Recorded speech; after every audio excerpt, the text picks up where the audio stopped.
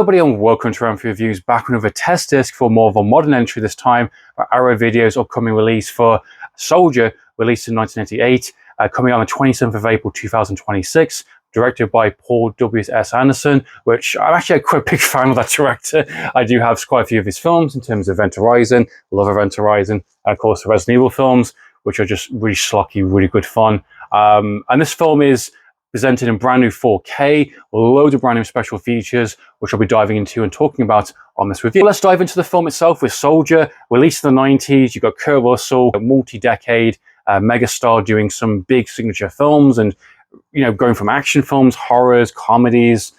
Each decade he does something quite creative and quite fun, and he definitely has really strong on-screen presence. And being the fact he is doing television work now, doing that kind of, you know, Monsters kind of legacy series on Apple TV, and being the fact he was involved in the Fast and Furious films, which he was a great addition. And this is late 90s Kurt Russell, probably at the booming part of his career, doing some really unique kind of projects, and being the fact he's kind of buffed himself up and he's doing a very much a silent kind of protagonist this time around, very much in the kind of the vein of kind of Western movies, and barely saying anything in terms of dialogue. And him doing something like this is very much in brand, because it is a chance to do something quite different, humanized Terminator that has to gain more emotion as the film goes along.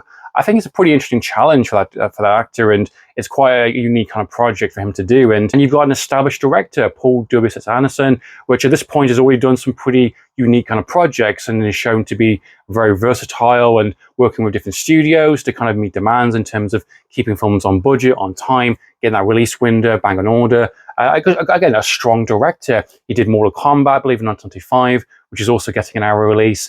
Event Horizon, released in 1997, and obviously doing this, Soldier, released in 1998. So already two pretty strong films behind him in a sense of the overall kind of box office kind of sales and word of mouth. The most invincible army in history.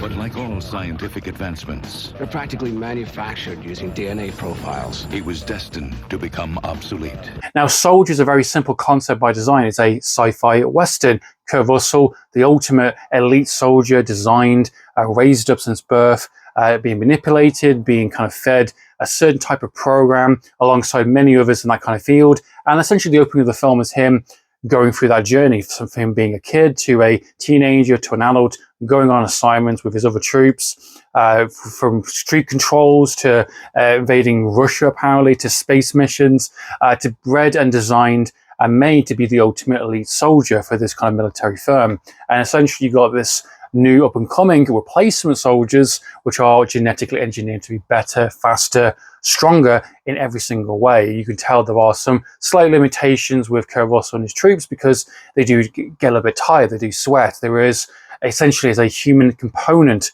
to them, where these newer soldiers, these replacements, are genetically designed, essentially clones, and basically are bred to be a very specific way and programmed to be a very specific way. And endurance, better hand-eye, it's a whole different standard. What do we do with him? Waste disposal. His training had prepared him for anything except this.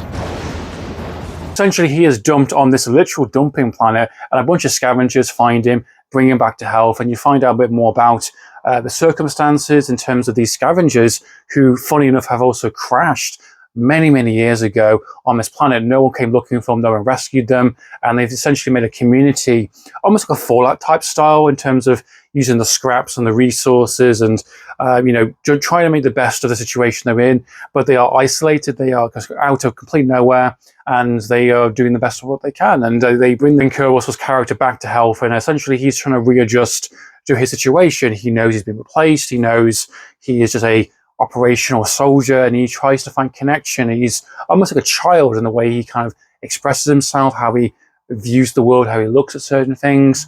He's never seen a woman, never seen a child.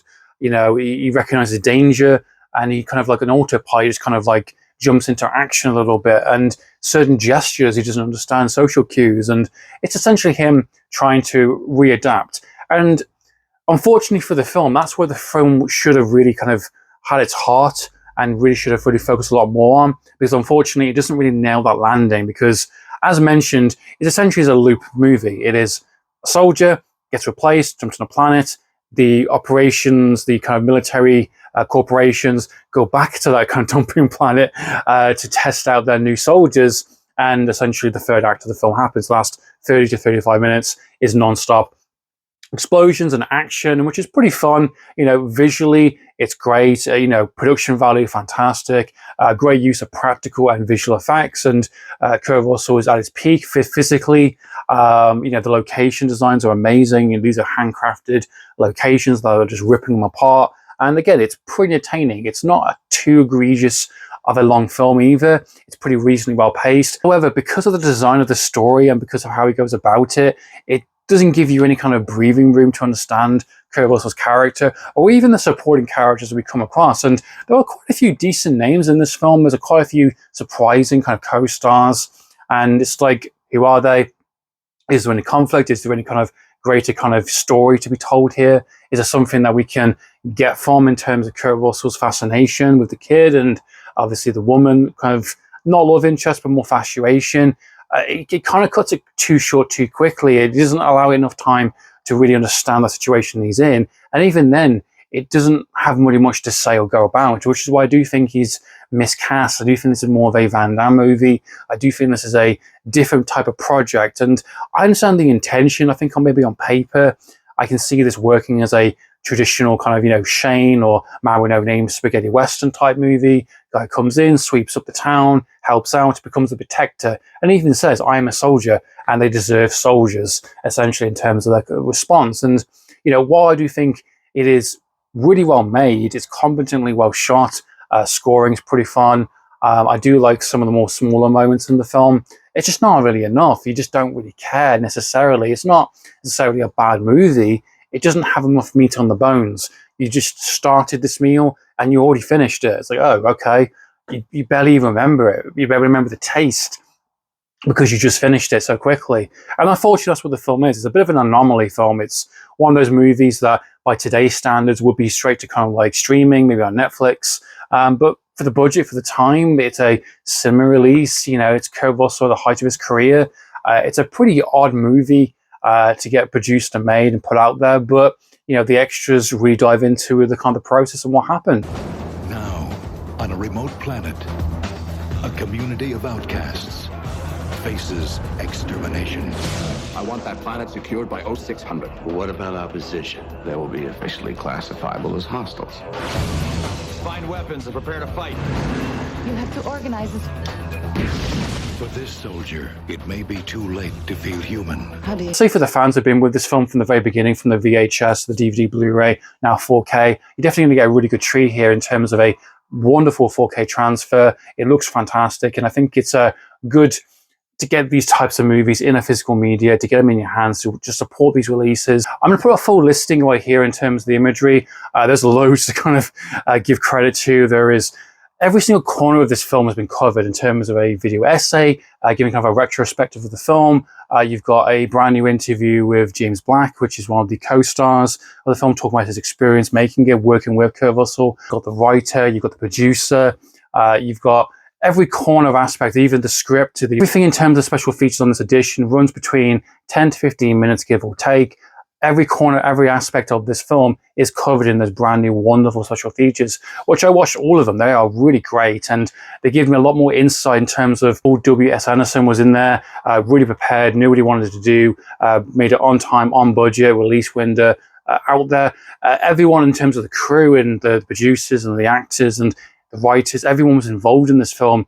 Thought they were making something quite special, and unfortunately didn't land that in terms of the box office kind of release, and they found more of an audience later on in terms of kind of home media, and you know, decades later we're getting more retrospectives of the film, which is a wonderful kind of testament to the film and how kind of longevity these kind of films can find later on. You know, it might not do well in the box office in its initial release, but can find a massive, complete different audience later on. And they even said in the extras they would love to do a sequel. Discussion about this idea of being kind of like a side kind of sequel to Blade Runner, having some of the more references to some of the aspects in Blade Runner's kind of lore, having some of the same ship designs, and just making a kind of a quiet little kind of side kind of Blade Runner type movie. So that's pretty fun, little Easter eggs. What are your thoughts and impressions on Soldier, guys? Please comment down below. Love to know your thoughts and opinions. So in the meantime, guys, I'm for the reviews. Signing out.